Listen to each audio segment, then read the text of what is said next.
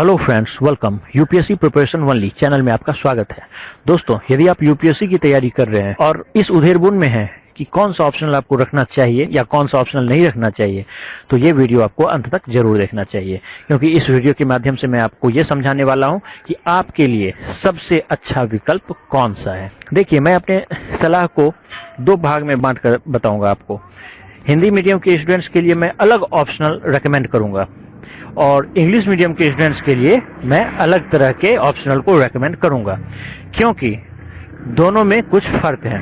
देखिए, मैं एक एग्जांपल देके आपको समझाता हूं।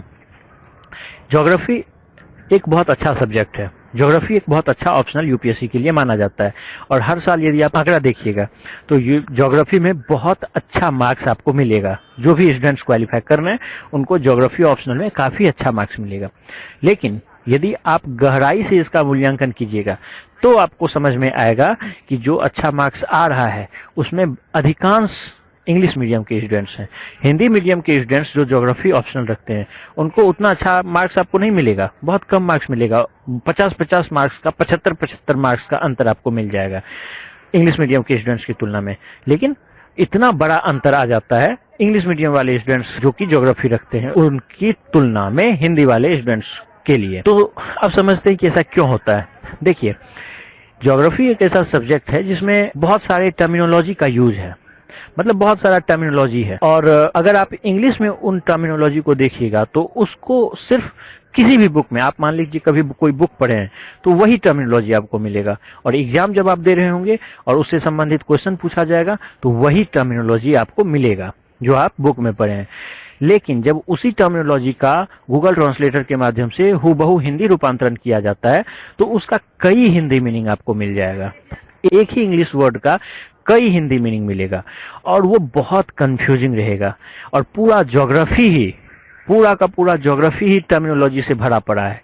यदि आप हिंदी मीडियम से एग्जाम दिए और आपको कोई क्वेश्चन मिला तो इसकी कोई गारंटी नहीं है कि आप जो बुक में पढ़ के जो शब्द आए हैं वही शब्द आपको एग्जाम में भी पूछा जाएगा। और आप बेशक क्यों ना कितना भी आप उसको अच्छा बना के आए हो, क्यों ना आप अच्छी जानकारी हो उस टॉपिक से संबंधित, लेकिन आप पूरी तरह से कंफ्यूजन में पड़ जाएंगे कि ये आपको पता ही नहीं है। आपको ऐसा लगेगा कि ये पढ़ के आए ही नहीं, बिल्कुल अलग क्वेश्चन है। और वही चीज यदि कोई इंग्लिश मीडियम का स्टूडेंट्स देखता है तो उसको बहुत मजा आएगा और वो बहुत आसानी से उस क्वेश्चन को लिख देगा। दूसरी समस्या ये हो जाती है दोस्तों कि यदि आप मान लीजिए वही ज्योग्राफी का पेपर क्वेश्चन पढ़ के समझ भी लिए और आप लिख भी दिए तो स्वाभाविक सी बात है, आप हिंदी की किताब पढ़े हैं, हिंदी में तैयारी की है, तो आप हिंदी के ही टर्मिनोलॉजी को यूज करेंगे। अब आप यदि कुछ लिखे और जो एग्जामिनर है, जो कॉपी चेक कर रहे हैं, उनकी समझ में आपकी बातें नहीं आ पाई, आप उनको नहीं समझा पाए सही से, तो आपको मार्क्स नहीं मिल पाएगा। और ऐसा इसलिए होता है क्योंकि ये कोई गारंटी नहीं है कि हिंदी मीडियम के कॉपी को चेक करने वाला जो एग्जामिनर होता है वो हिंदी का ही एग्जामिनर है, ऐसा नहीं होता है। इंग्लिश मीडियम का ही एग्जामिनर अधिकांशतः हिंदी वालों के कॉपी को चेक करते हैं। तो आप एग्जामिनर खुद है इंग्लिश मीडियम के, वो खुद इंग्लिश को अच्छे से समझ पाते हैं, हिंदी में उनको खुद परेशानी है, खुद समस्या है, और आप हिंदी में लिख दिए आंसर को, तो वो खुद समझ नहीं पाएंगे आपकी टर्मिनोलॉजी को, आपकी भाषा को, वो अच्छे से कंफर्ट महसूस नहीं कर पाएंगे। और जब वो खुद नहीं समझ पाएंगे तो आपको मार्क्स क्यों देंगे, वो स्वाभाविक सी बात है। और इंग्लिश मीडियम वाला स्टूडेंट यहाँ पर उनको बेनिफिट हो जाती है, वो बहुत अच्छे से ना भी समझा पाए लेकिन सिर्फ भाषा की वजह से जितना ही समझाए, जो एग्जामिनर होते हैं वो उन चीज़ों को समझ जाते हैं और उस अकॉर्डिंग उनको ठीक ठाक मार्क्स मिल जाता है। तो यही बुनियादी फर्क रह जाता है ऑप्शनल के चयन में। आपको इन्हीं सारी चीजों को ध्यान में रखना होगा कि मीडियम कितना बड़ा विभाजन रेखा है, एक बहुत बड़ा लाइन है कि आप अगर हिंदी माध्यम से तैयारी कर रहे हैं तो आपके ऑप्शनल के सिलेक्शन का जो विकल्प होगा वो कुछ और होना चाहिए और इंग्लिश वाला विकल्प कुछ और होना चाहिए। तो अब मैं आपको शुरू करता हूं कि आपके लिए कौन सा ऑप्शनल बेटर है।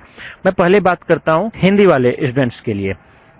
देखिए, जो हिंदी मीडियम के स्टूडेंट्स हैं उनके लिए मेरे हिसाब से मेरा रिकमेंडेशन जो है वो सबसे पहला सब्जेक्ट है हिस्ट्री का। यदि आप हिंदी मीडियम के स्टूडेंट्स हैं और हिस्ट्री ऑप्शनल रखते हैं तो बहुत ज़्यादा चांसेस है कि आप बहुत अच्छा मार्क्स प्राप्त कर सकते हैं ऑप्शनल पेपर में। यदि आप ठीक ठाक लिख दिए हैं तो बहुत अच्छा मार्क्स आपको मिल जाएगा। और क्यों? उसके पीछे का कारण यह है कि यहाँ पे टर्मिनोलॉजी वाला कोई चक्कर नहीं है, कोई टर्मिनोलॉजी है ही नहीं हिस्ट्री में। बहुत आसानी से, बहुत सुगमता पूर्वक आप अपनी बातों को समझा सकते हैं एग्जामिनर को। आप जितना ही जानते हैं काफ़ी सधे तरीके से, अच्छी भाषा में आप उसको समझा सकते हैं और आपको अच्छा मार्क्स मिल जाता है। अगर इंग्लिश मीडियम के ही एग्जामिनर क्यों ना हो, इतनी हिंदी उनकी रहती है कि वो काफ़ी अच्छे से आपकी बातों को समझ जाएंगे और आपको अच्छा मार्क्स मिल जाएगा। तो हिस्ट्री मेरे हिसाब से पहला मेरा रिकमेंडेशन है। दूसरा सब्जेक्ट आपके लिए जो सबसे अच्छा है वो है हिंदी साहित्य। यानी यदि आप हिंदी साहित्य रखते हैं तो ये भाषा वाली कोई बात होगी ही नहीं। क्यों? क्योंकि हिंदी साहित्य एक ऐसा सब्जेक्ट है जो हिंदी में ही लिखना होता है। आप बेशक क्यों ना इंग्लिश मीडियम के ही स्टूडेंट क्यों ना हो, आपको लिखना हिंदी में ही होगा और उसको चेक कौन करेगा? वो भी हिंदी के ही कोई टीचर चेक करेंगे, एग्जामिनर। तो आप खुद सोचिए कि हिंदी भाषा है और हिंदी के ही एग्जामिनर चेक कर रहे हैं, उनको आपकी बात बहुत अच्छे से समझ में आ जाएगी, तो आपको बहुत अच्छा मार्क्स मिल जाएगा दोस्तों। तो मेरी समझ से जो दूसरा आपके लिए विकल्प है वो हिंदी साहित्य है। और मैं तीसरा विकल्प जो आपको दूंगा वो फिलॉसफी है। फिलॉसफी भी एक ऐसा सब्जेक्ट है जो कि काफ़ी हिंदी मीडियम के स्टूडेंट्स के लिए काफ़ी फेवरेबल है, उनको अच्छा मार्क्स मिल जाता है। ये जो भी मैं आपको बता रहा हूँ वो अपने मन से मैं नहीं बता रहा हूँ, बल्कि जो डेटा है उस हिसाब से मैं आपको बता रहा हूँ। जो आंकड़ा कहता है उसी हिसाब से मैं आपको ये एनालिसिस कर रहा हूँ। डेटा यही कह रहा है कि हिस्ट्री, हिंदी साहित्य और फिलॉसफी, ये तीन ऐसा सब्जेक्ट है जिसमें हिंदी मीडियम के स्टूडेंट्स को बहुत ज़्यादा मार्क्स आ जाता है, अच्छा मार्क्स आता है। तो जो हिंदी मीडियम के स्टूडेंट्स हैं उनके लिए मेरा यही 3 सब्जेक्ट रिकमेंडेशन है। आप इन्हीं 3 सब्जेक्ट में से किसी एक का चयन अपने इंटरेस्ट के हिसाब से करें। ध्यान रखिए, इंटरेस्ट महत्वपूर्ण है। आप इंटरेस्ट को ध्यान में रखते हुए किसी और भी सब्जेक्ट का चयन कर सकते हैं, लेकिन सिर्फ इंटरेस्ट को आप अगर ध्यान में रखिएगा तो हो सकता है कि आप बहुत अच्छा लिखने के बावजूद भी अच्छा मार्क्स नहीं प्राप्त कर सकते हैं। और आपका अंतिम टारगेट क्या है सब्जेक्ट रखने का? अच्छा मार्क्स प्राप्त करना, न कि अपने इंटरेस्ट को डेवलप करना। तो जो पर्पस है आपका या जो टारगेट है वही आपका पूरा नहीं हो पाया तो कोई फायदा नहीं है। इसलिए अपने इंटरेस्ट को जरूर ध्यान में रखिए, लेकिन साथ साथ आप उन चीज़ों को भी ध्यान में रखिए जो कि इंटरेस्ट से परे है।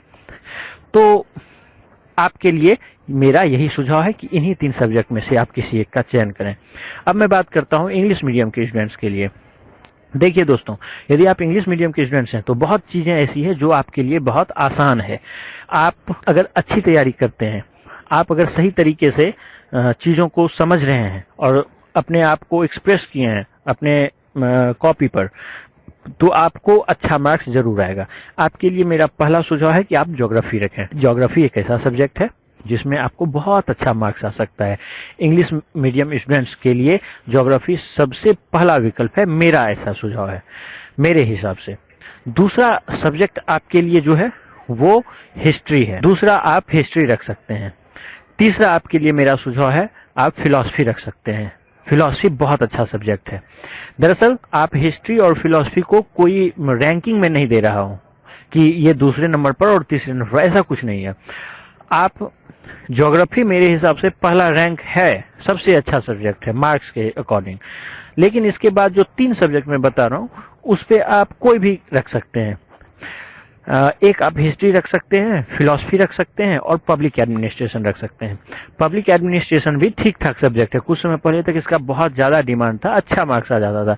फिलहाल 2 साल से इसका जो रेटिंग है मेरे हिसाब से वो थोड़ा सा कम हो गया है, कम मार्क्स आ रहा है पिछले 2 साल से।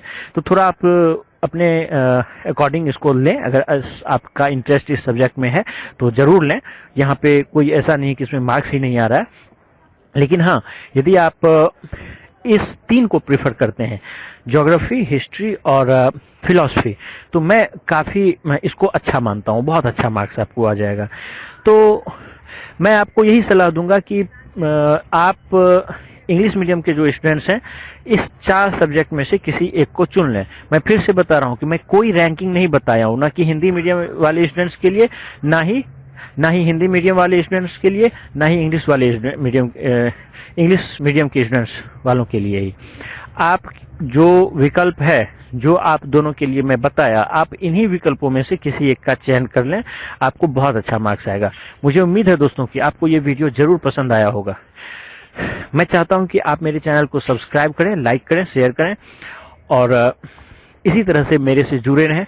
मैं दरअसल काफ़ी खुश हूं कि आप लोगों का बहुत अच्छा रिस्पांस रहा।